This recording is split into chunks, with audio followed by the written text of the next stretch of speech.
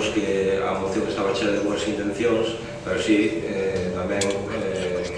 recalcábamos algúns aspectos que recalcou na súa exposición o portavoz de Compostela Aberta. En todo caso, como seguimos pensando que esta moción está chea de boas intencións, é que a moción non é suficiente aberta para interpretar moitas cousas e non só o problema dos refugiados, sino que a moción leva implícitamente aparellado problemas de integración da migración, problemas de despoblamento,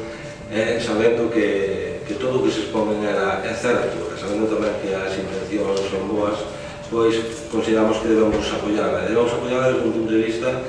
que consideramos que non é baladí, ou creemos que incluso que é necesario que Galiza conte un plan de integración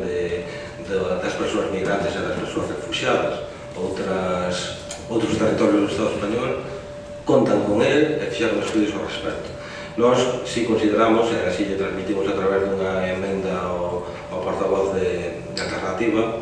que esta administración seguramente non ten nin o persoal, nin as competencias, nin os especialistas suficientes para facer un traballo de envergadura que se propón na moción, pero si consideramos que esta administración si pode colaborar coa Xunta de Galiza e cos concellos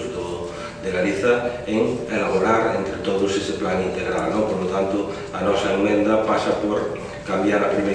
primeira liña da proposta de acordo, é onde di que a Deputación promova o que entendemos que debe ser instar a Xunta de Galiza a que en colaboración coa Deputación e os concellos elabore un plan, etcétera, e o resto de puntos